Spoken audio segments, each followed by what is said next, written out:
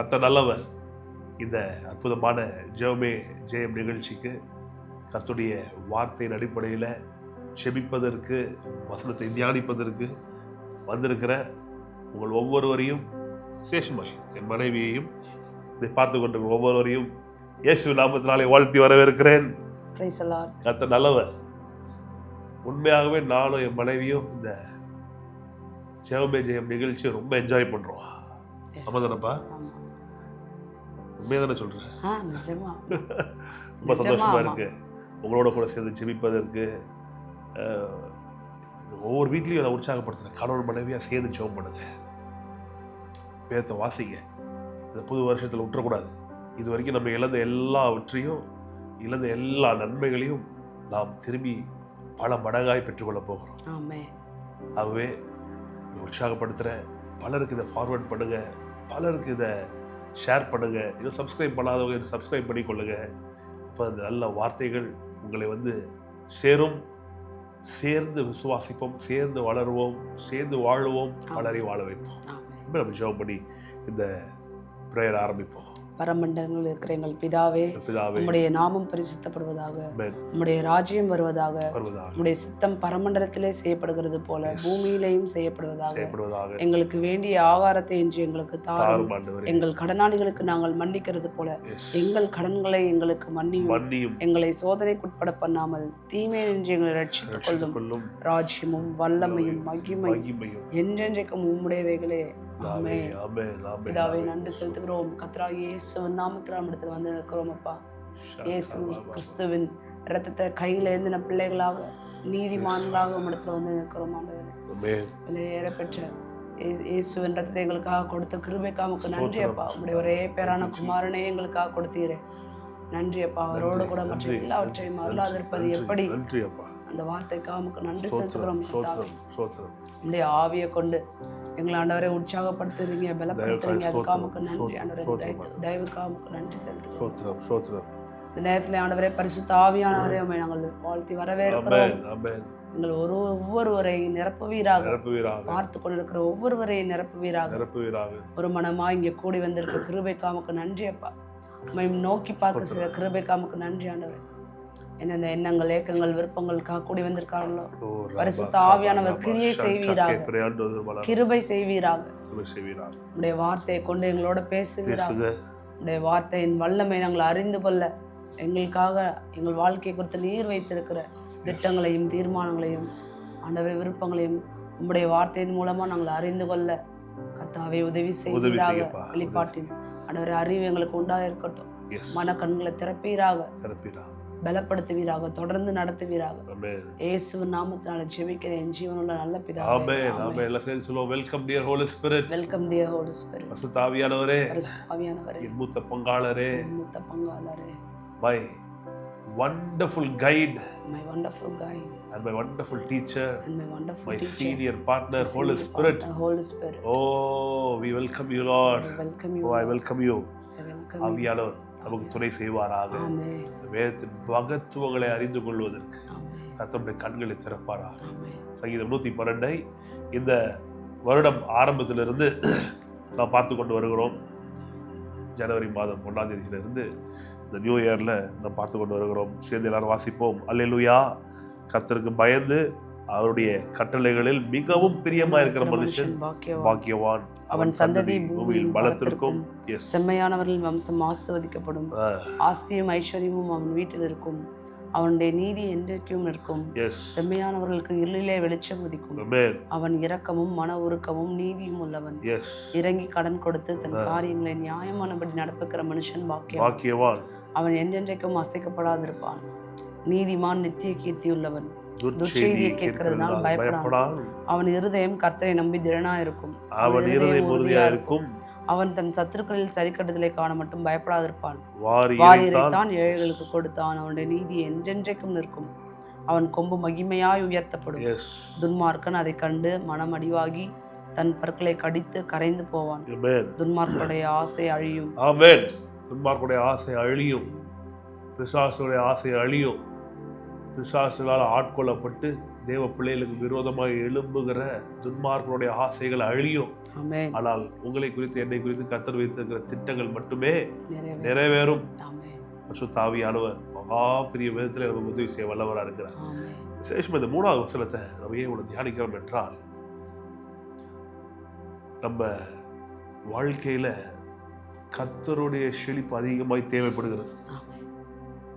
ஏனென்றால் பாருங்க, இந்தியா மாதிரி நாட்டில் நம்முடைய ரட்சிக்கப்பட்ட மக்களுடைய ஜனத்தொகை ரொம்ப கம்மியாக இருக்கு. அந்த மக்கள் ஜனத்தொகை அவ்வளோ குறைச்சலான ஜனத்தொகையிலையும் பாருங்க, இந்த வெளிச்சம் உடையவர்கள் ரொம்ப கம்மியாக இருக்கிறாங்க, ரொம்ப குறைவாக இருக்கிறாங்க. அதனால தான் திருப்பி திருப்பி பேச வேண்டியதாக இருக்கிறது. அப்போது நம்ம ஏன் அதை பேசுகிறோம் அப்படின்னா, ஆஸ்தி ஐஸ்வர்யமும் ஒவ்வொரு வீட்லையும் இருக்கணும். தேவ பிள்ளைகள் ஒவ்வொருவருடைய வீட்லேயும் இருக்கணும். கர்த்தர் உங்களுக்கு அதை தர விருப்பம் உள்ளவராக இருக்கிறாருன்றத நான் இந்த நாளில் உங்களுக்கு மீண்டுமாய் பல ஆதாரங்களோட காட்ட விரும்புகிறேன். இதை கர்த்தருடைய வார்த்தையாய் விசுவாசிங்க. சாதாரணமாக எடுத்துக்கொள்ளக்கூடாது. ஆழமாய் விசுவாசிக்கும் போது அதை நம்முடைய அறிக்கையாய் மாற்றும் போது நம்முடைய பேச்ச மூச்சு எல்லாமே கர்த்தருடைய சித்தத்தை தான் பேசணும். இப்போ கர்த்தர் நமக்கு இவ்வளோ காரியத்தை செய்து வைத்திருக்கும் போது நாம் சாதாரண ஒரு வாழ்க்கையில போய் சிக்கிக்கொள்ளக்கூடாது. ஏனென்றால் கர்த்தர் நமக்கு வைத்திருக்கிறது பிரம்மாண்டம். ஆமென். கர்த்தருக்கு பயப்படுற மனுஷன் இப்படிதான் இருப்பான். கர்த்தருடைய கட்டளைகள்ல பிரியமா இருக்கிற மனுஷன் இப்படிதான் இருப்பான். அவன் செய்வதெல்லாம் வாய்க்கும், அவன் சந்ததி பலத்திருக்கும், அவன் கடன் வாங்குறவனா இல்ல கடன் கொடுக்கிறவனா இருப்பான். அவருடைய வாழ்க்கையில நன்மைகள் பெருகும், ஆஸ்தி ஐஸ்வர்யம் வீட்டில் இருக்கும். விசுவாசிக்கணும். ஓ, பாவியோட வீட்டில் ஆஸ்தி ஐஸ்வர்யம் இல்லை, கர்த்தருக்கு பயப்படுறவனுடைய வீட்டில் ஆஸ்தி ஐஸ்வர்யமும் இருக்குது. புரியுதா உங்களுக்கு? அப்போ உங்க கையில் ஒரு 500 ரூபா நோட்டு இருக்குன்னா அதை எடுத்துட்டு நீங்க போய் பாவம் செய்ய மாட்டீங்க. அதை வைத்து இதே ஒரு துன்மார்க்கன் கையில் இருந்துச்சுன்னா அதை வைத்து என்ன பண்ணுவா? பாவம் செய்வான். அப்போ பணம் தீமை இல்லை, பல ஆசை தான் எல்லா தீமைக்கும் வேறு. இப்போ கர்த்தர் ஆஸ்தி ஐஸ்வர்யம் ஏன் தராருன்னா, உங்களுக்கு ஏன் தராருன்னா, நமக்கு ஏன் தராருன்னா, அவருடைய நீதி எந்தென்றைக்கும் இருக்கும்னு போட்டிருக்கு. அப்போ கர்த்தர் நம்ம கொடுத்தவைகளை வைத்து, கர்த்தர் நம்ம கொடுத்திருக்கிற ஆஸ்தி ஐஸ்வர்யத்தை வைத்து அவருடைய திட்டங்களை நிறைவேற்றணும், அவருடைய நோக்கங்களை நிறைவேற்றணும். முக்கியமாக நான் சொல்றேன் பாருங்க, உங்க குடும்பத்தை நல்லபடியாக கொண்டு வரணும். உலகத்தில் இவ்வளோ பிரச்சனைகள் சவால்கள் இருக்கும்போது வார்த்தை கொண்டிருக்கிற கணவர்கள் சொல்றேன், நீங்கள் விசுவாசிக்கணும். ஆஸ்தி ஐஸ்வர்யம் உங்ககிட்ட இருக்கணும். அப்போ தான் உங்கள் மனைவியை நல்லா பார்த்துக்க முடியும், உங்கள் கர்த்தர் உங்களுக்கு கொடுத்துருக்க பிள்ளைகளை நல்லா பார்த்துக்க முடியும், உங்கள் பெற்றோர்களை பார்த்துக்கணும், உங்களோட கூட பிறந்தவங்களை பார்த்துக்கணும், உங்கள் சபை மக்களை பார்த்துக்கணும், உங்கள் சபை பாஸ்டருக்கு நல்லா உதவி செய்யணும், ஏழை எளியவர்களுக்கு உதவி செய்யணும். இதெல்லாம் நீங்கள் பார்க்க போகிறோம். இல்லை பழைய ஏற்பாடாக புதிய ஏற்பாடெல்லாம் பேசக்கூடாது. முழு வேதம் கர்த்தருடைய வார்த்தை நான் விசுவாசிக்கிறேன். பழைய ஏற்பாடுலேருந்து பார்த்தோம், திரும்பி புதிய ஏற்பாடுல நீங்கள் கொஞ்சம் பார்ப்போம், திரும்பி பழைய ஏற்பாடு போவோம், புதிய ஏற்பாடு. இந்த வேதத்தில் 66 புத்தகத்துக்குள்ளேயும் திரும்பி திரும்பி பார்த்த உடனே தெரியுது, கர்த்தருக்கு பயப்படுற மனுஷன் ஆஸ்வதிக்கப்படுறான். கர்த்தர் ஒருத்தர் ஆஸ்வதிக்கும் போது அவன் சம்பத்து பெருகுது, ஆஸ்தி ஐஸ்வர்யம் வீட்டில் இருக்குது. அப்புறம் கர்த்தர் ஆஸ்வதிக்கிறான், அவன் பெருகுனா, செழிப்பானா. ஈசாவை ஆசீர்வதிச்சார் ஆண்டவர், அவன் இன்னும் பயங்கரமாக பெருகிறான். யாக்கோபோ அப்படிதான், கோத்திர பிதாக்கள் அப்படிதான், யோசேப்பு அப்படிதான், மோசே அப்படிதான், தாவீது அப்படிதான். எல்லாமே புதிய ஏற்பாடு வரும்போது கர்த்தர் தன்னை மாத்திட்டாரா? வேதம் சொல்லுகிறது கர்த்தர் நேற்று இன்று என்று மாறாதவர். கர்த்தர் மாறாதவர்னு நாம் நம்பும் போது நம்முடைய வாழ்க்கையில கர்த்தருடைய மாறாத திட்டங்கள் நடைபெற ஆரம்பிக்கிறது. இதனால ரொம்ப வேகமாய் அவள் காண்பிக்கிறேன் பாருங்க. திரும்ப 1 தீமோத்தேயு 6ஆம் அதிகாரம் 17வது வசனம். 6:17. இவ்வுலகத்தில் ஐஸ்வர்யம் உள்ளவர்கள் இருமாப்பான சிந்தையுள்ளவர்களா இராமலும், நிலையற்ற ஐஸ்வர்யத்தின் மேல் நம்பிக்கை வையாமலும், நாம் அனுபவிக்கிறதற்கு சகலவித நன்மைகளையும் நமக்கு சம்பூர்ணமாய் கொடுக்கிற ஜீவனுள்ள தேவன் மேல் நம்பிக்கை வைக்கவும். பாருங்க, ரொம்ப தெளிவா போட்டிருக்கு. இவ்வுலகத்திலே ஐஸ்வர்யம் உள்ளவர்கள் இருமாப்பான சிந்தை உள்ளவர்களா இராமல், அரகண்டா இருக்காது. ஆண்டவர் சொல்லித்தரார், ஐஸ்வர்யவான்களுக்கு சொல்லுன்றார். அப்போ இந்த உலகத்தில் ஏற்கனவே பணக்காரர்கள் இருக்கிறாங்க. அந்த பணக்காரர்கள் ரட்சிக்கப்பட்டு சபையில சேரும்போது அவர்களுக்கான போதனை என்ன? பார்ப்பா, நீ அரகண்டா இருக்காத, ஃபர்ஸ்ட் ஏழை எளியவர்களை நீ போட்டு மிதிக்காத. சபைக்குள்ள வந்துட்டா எல்லாரும் சகோதரர்கள். நான் பணக்காரன், பாஸ்டர் என்ன சொல்றது, நான் என்ன கேட்கறது கிடையாது. இந்த அரகன்ஸ் இருக்கக்கூடாது, இருமாப்பாய் இருக்காத. அடுத்தது சொல்றாரு, நீ பாருங்க, நிலையற்ற ஐஸ்வர்யத்தின் மேல் நம்பிக்கை வையாமல். Command those who are rich in this present world not to be arrogant. So some are rich in the church. அந்த நாட்களிலே சில பேர் ரட்சிக்கப்பட்டு பணக்காரர்கள் வராங்க. அவங்களுக்கு கட்டளையிடு, don't be arrogant and do not trust wealth. இன்னைக்கு நாங்களும் அதான் சொல்றோம். செழிக்கும் போது ஒரு நாள் அரகண்டா என்ன பண்ணக்கூடாது, இருமாப்பா இருக்கக்கூடாது, வெறித்தனமா இருக்கக்கூடாது, கோபத்திலும் மண்டகணத்திலும் தலகணத்திலும் என்ன பண்ணக்கூடாது, இருக்கக்கூடாது, தாழ்மையா இருக்கணும். அதே நேரத்துல கர்த்தர் நம்ம கொடுத்திருக்கிற இந்த வெல்த் இட்ஸ் வெரி அன்சர்டன், நிலையற்றது, தேவையில்லாதது இல்ல, நிலையற்றது. நிலையானது கர்த்தரும் அவருடைய வார்த்தையும் அவருடைய ஆவியானவர் அவருடைய ரத்தமும். கர்த்தர் மட்டும்தான் மாறாதவர், மற்ற எல்லாம் நிலையற்றதுதான். ஆனால் நிலையற்றதுன்றதுனால தேவையில்லைன்னு வேதம் சொல்லல, நிலையற்றது மேல் நம்பிக்கை வைக்காது. அவங்களுக்கு இப்ப வீட்டை பூட்டிட்டு போறோம், பூட்டு மேல நம்ம நம்பிக்கை இல்லை. கர்த்தாவே நீ வீட்டை காப்பீராங்க. பிள்ளைகளை ஸ்கூலுக்கு அனுப்புறோம், ஸ்கூல் டீச்சர் மேல நம்பிக்கை இல்லை, ஸ்கூல்ல இருக்கிற செக்யூரிட்டி மேல நம்பிக்கை இல்லை. கர்த்தாவே பிள்ளைகளை நீர் காப்பீராக அப்படின்னு கர்த்தர் மேல நம்பிக்கை வைக்கிறோம். பெரிய ஸ்கூல்ல, ஒரு நல்ல ஸ்கூல்ல ஒரு பிள்ளை செப்டி டேங்க்ல உழுது என்ன பண்ணிருச்சு, செத்து போச்சு. பிள்ளைகளை நம்பி அனுப்புறோமே, யாரை நம்பி அனுப்புறோம்? நாங்கள் கர்த்தரை நம்பி தான் அனுப்புறோம். திரைக்கால அனுப்பும்போது சங்கீதம் 91 அவர்கள் மேல பேசி அவர்கள் அறிக்கை செய்ய வைத்து, நீதியினால் சிறப்பட்டிருப்போம், குடும்பக்கு தூரமாகவும், பயமில்லாத இருப்போம், திகிலுக்கு தூரமாகவும், பிள்ளைகளை எந்த தீமையும் அணுகுவதில்லைன்னு சொல்லி அவங்களை ஆசீர்வதித்து அனுப்புறோம். சொன்ன புரியுது அவங்களுக்கு? இப்போ மனைவி கணவனை ஆஸ்வதிக்கணும், கணவன் மனைவி ஆஸ்வதிக்கணும். இப்படி கர்த்தருடைய வார்த்தையை நம்பி நம்பி நம்பி அவர் சார்ந்து கொள்றோமே தவிர உலகத்தில் உள்ள காரியங்கள் என்ன பண்றது இல்லை, சார்ந்து கொள்றது இல்லை. அதே தான்.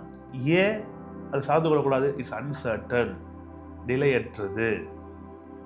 கர்த்தர் வீட்டை கர்த்தர் நகரத்தை காவாராகில் காவலாளிகள் விழித்திருப்பது விருதா. கர்த்தர் வீட்டை கட்டாராகில் கட்டுகள் பிரயாசம் விருதா. அப்ப குடும்பத்தை அவர் தான் கட்டணும், அப்ப அவர் தான் பாதுகாக்கணும். அப்ப கர்த்தர் நமக்கு செழிப்பை தராருன்னா, அந்த செழிப்பை தராருனா இல்லை, தராரு.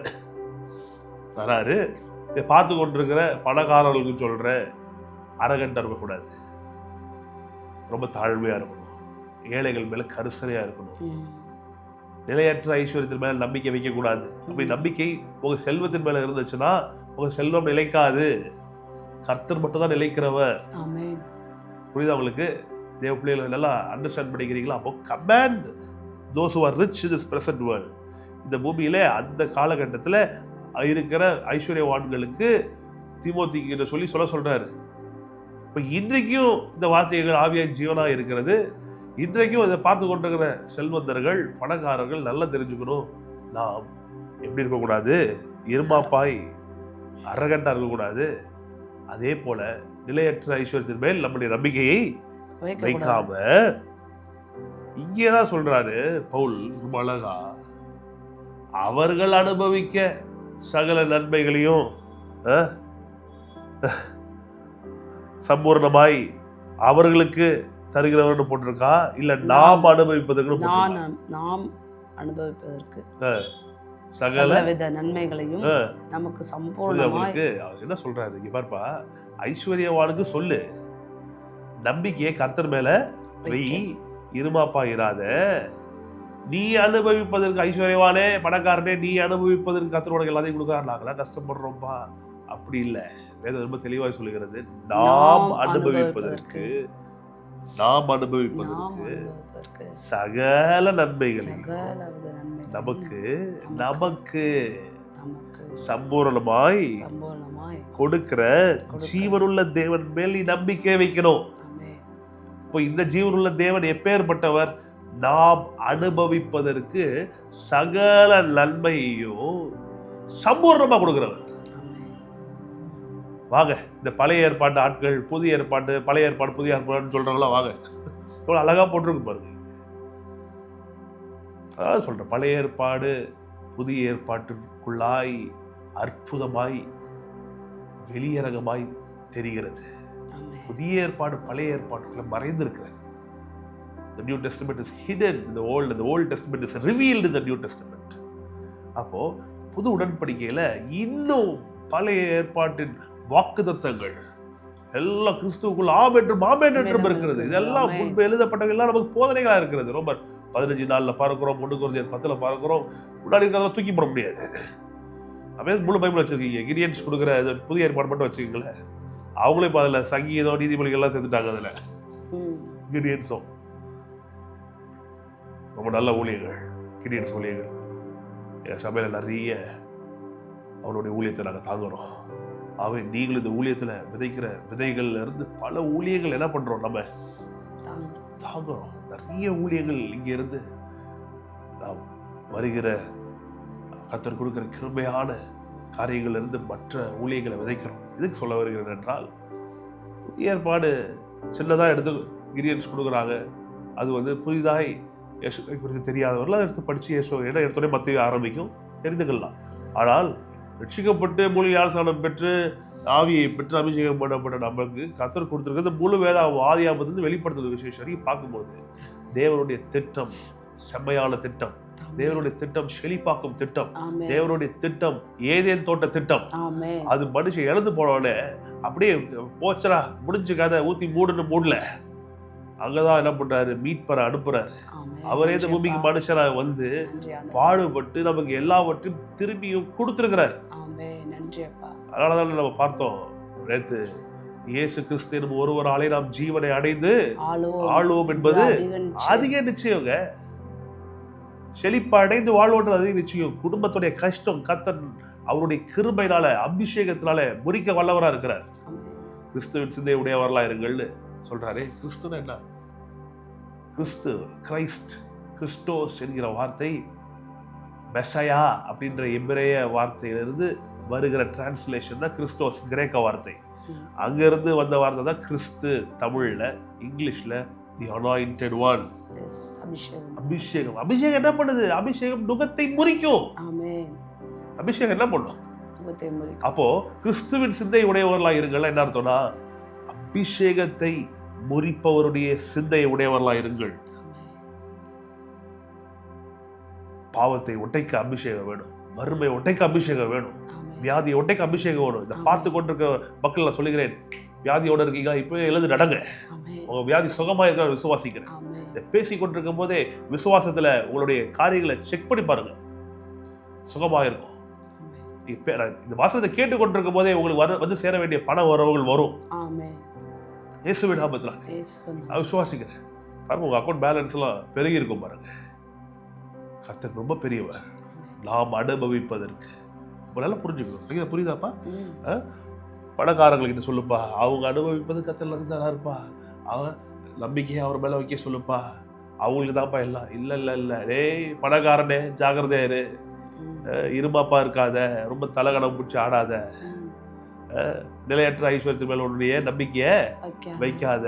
நாம் அனுபவிப்பதற்கு கர்த்தர் ஒருவரை விடுறது கிடையாது. எளியவனுக்கு கர்த்தர் பலனா இருக்கிறார், தாழ்ந்தவனை உயர்த்துறாரு.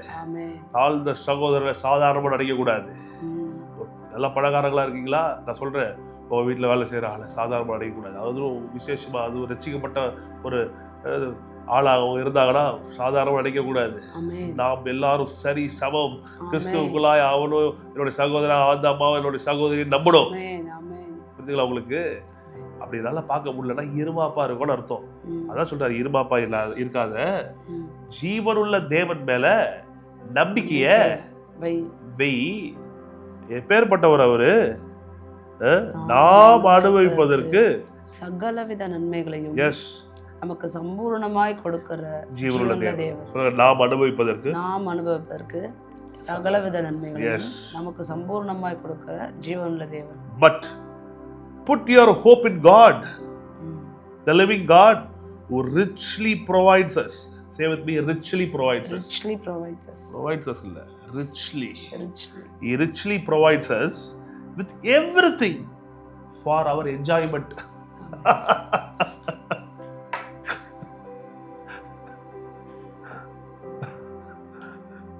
என்ஜாய்மெண்ட். அனுபவி ராஜா, அனுபவி அப்படின்னு எல்லாவற்றையும் நமக்கு என்ன பண்றாரா? கொடுக்கிறார். கொடுக்கிறாரா? எத்தனை பேர் சொல்றீங்க ஆமென்? ஆமென். அனுபவி ராஜா, அனுபவி, உனக்கு எல்லாம் நான் தரேன் அப்படின்றார் ஆண்டவர். எல்லாவற்றையும் சொல்லுங்க, எல்லாவற்றையும் நாம் அனுபவிப்பதற்கு. ஆமென். எல்லா நன்மைகளையும் நாம் அனுபவிப்பதற்கு, சகலவித நன்மைகளையும் நமக்கு. கம்பெனி தங்காதுப்பா, கொஞ்சோண்டு தான்ப்பா இருக்கு, எடுத்துக்கோப்பா, ஒரு தடவை தான்ப்பா நீ கேட்கலாம் அப்படிலாம் சொல்லலை. நாம் அனுபவிப்பதற்கு சகலவித நன்மைகளையும் நமக்கு சம்பூர்ணமாய் கொடுக்கிற ஜீவனுள்ள தேவன் மேல் நம்பிக்கை வை.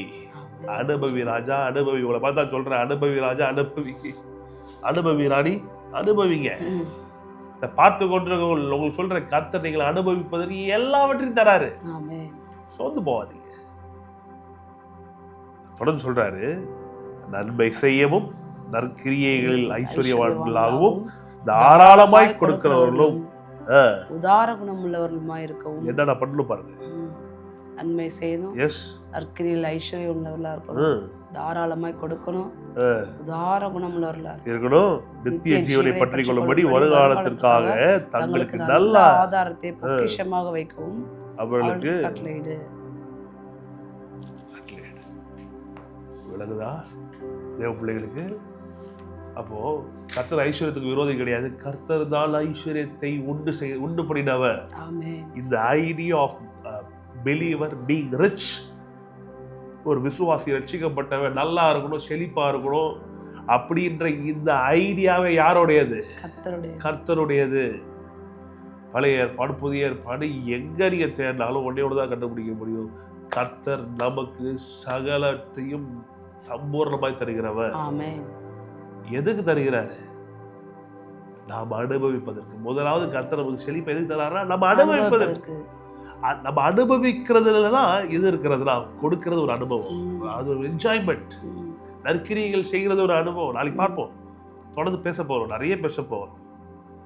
சொல்ல பாருங்க, ஆஸ்தி மைசூர் வீட்டில் இருக்குன்றத அப்படியே ஜஸ்ட் லைக் தட் அப்படி தாண்டி ஸ்கிப் பண்ணிட்டு போயிட முடியாது.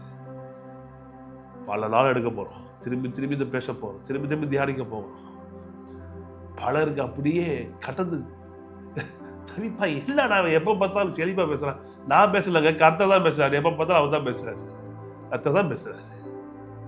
அதனாலதான் கர்த்தர் பேசும்போது தெளிவா பேசுவாரு. பிருத்திவியும் தெளிவா பேசுறவன். சும்மா வந்தவங்க போனவங்க எடுத்தவங்க கவுத்தவங்க பேசுற ஆட்கள் கிடையாது. நம்பிக்கையை செல்வத்தின் மேல அல்ல, நம்பிக்கையை கர்த்தர் மேல வைக்கணும். அதுக்குன்னு அவர் நம்பிக்கை தராம, செல்வத்தை தராம இல்லை, செல்வத்தை தராரு, தந்து சொல்றாரு அது மேல நம்பிக்கை வைக்காது, என் மேல நம்பிக்கை வை அப்படின்னு. இதை விட வேதம் தெளிவா சொல்ல முடியுமா? அதனால நான் உங்களுக்கு சொல்றேன், நீங்க ரொம்ப நல்லா இருக்கணும், செல்வ செழிப்பா இருக்கணும். இன்னைக்கு உங்க தரித்திர பிடியிலிருந்து உங்களை வெளியே கொண்டு வருகிற போதனைகள் போதிக்கப்பட்டு கொண்டிருக்கிறது. தேவ பிள்ளைகளே, இதை ஒரு நாள் உற்றாதீங்க. 8வது அதிகாரம் 20வது வசனத்தில் பார்க்கிறோம், ஒரு தேவனாகிய கர்த்தருடைய சத்தத்திற்கு நீங்கள் கீழ்ப்படியாமல் போனால் அழிவீர்கள். செழிப்பின் சத்தத்திற்கு நீங்கள் கீழ்ப்படியாமல் போயிடாதீங்க. கீழ்ப்படியும் போது நீங்க மட்டும் இல்ல, நீங்க உங்க பிள்ளைங்க, உங்க பேர பிள்ளைங்க, உங்க சந்ததியே காப்பாற்றப்படும். ஜெபம் பண்ணலாமா? ஒரு நாளைக்கு பேசுவோம். அற்புதமா இந்த வாரத்தை ஆரம்பிக்கிறோம். இந்த திங்கட்கிழமையில கர்த்தருடைய அபிஷேகம் பெருகட்டும். புது வாரம், நல்ல ஒரு விடுமுறையின் வாரம், நல்ல லீவு கர்த்தர் நம்ம கொடுத்துருக்காரு. கணவன் மனைவியா குடும்பத்தோடு சேர்ந்து ஜெபம் பண்ணுங்க. நல்ல ஆசீர்வாதமான வாழ்க்கையை கர்த்தர் நமக்கு வைத்திருக்கிறார். தயவு பெருகட்டும். சேர்ந்து ஜெபம் பண்ணலாம். பிதாவே, நன்றி சொல்லி ஜெபிக்கிறோம். நீ நல்ல ஒரு நன்மை செய்கிறவர் மாதிரி இருக்கிறீரே, உங்களுக்கு கோடி ஸ்தோத்திரம். நாங்கள் அனுபவிப்பதற்கு சகல நன்மைகளையும் எங்களுக்கு சம்பூர்ணமாய் தருகிற தேவனுக்கு ஸ்தோத்திரம். சேர்ந்து சொல்லுவோம் பார்ப்போம். நாம் அனுபவிப்பதற்கு சகல நன்மைகளையும் எங்களுக்கு சம்பூர்ணமாய் தருகிற எங்கள் ஜீவனுள்ள தேவனுக்கு ஸ்தோத்திரம். நாங்கள் அனுபவிப்பதற்கு சகல நன்மைகளையும் எங்களுக்கு சம்பூர்ணமாய் கொடுக்கிற எங்கள் ஜீவனுள்ள தேவன் நம்பிக்கை, அவர் மேல எங்கள் நம்பிக்கை வைக்கிறோம். கிறிஸ்துவின் மேல் நம்பிக்கை வைக்கிறோம். கிறிஸ்துவின் சிந்தையுடையவர்களாக இருக்கிறோம். அபிஷேகநாதர், அபிஷேகத்தை உடையவர், அபிஷேகத்தால் உங்களுடைய அபிஷேகத்தால் நுகங்கள் முறிய ஆண்டவரே. ஒட்டை தெரியுங்க கர்த்தாவே, கண்ணன் என்கிற நுகத்தை ஒட்டை தெரியுங்க இயேசுவின் நாமத்தினாலே. ஆண்டவரே எல்லா கடன்களை பார்த்து நாங்கள் பேசுகிறோம் இயேசுவின் நாமத்தினாலே. விசுவாசத்தை ஒருமனப்பட்டு கேட்கிறோம் பிதாவே, இயேசுவின் நாமத்தினாலே கட்டளையிடுகிறோம். எல்லா கடன்களும் மறைந்து போகட்டும். எங்களுடைய எல்லாவற்றையும் நாங்கள் திருப்பிக் கொள்வோம் இயேசுவின் நாமத்தினாலே. மகா பெரிய redemption of our jewels, let it be in Jesus name, let it happen in Jesus name. நிலங்கள் மீண்டும் ரெடி பண்ணப்படட்டும். எங்களுக்காக ஆண்டு நாங்கள் இழந்த எல்லாவற்றையும் நாங்கள் திரும்ப எடுத்துக்கொள்வோம் இயேசுவின் நாமத்தினாலே. ரிபாக்கதருபா ஷந்தரபரபா பார்த்துக் கொண்டிருக்க ஒவ்வொரு சுகமாவார்களாக, வியாதி என்கிற நுகத்திலிருந்து வெளியே வருவார்களாக. நுகங்கள் உடைக்கப்படட்டும். பரிசுத்த ஆவியானவர் செயல்படுங்க, அசைவாடுங்க.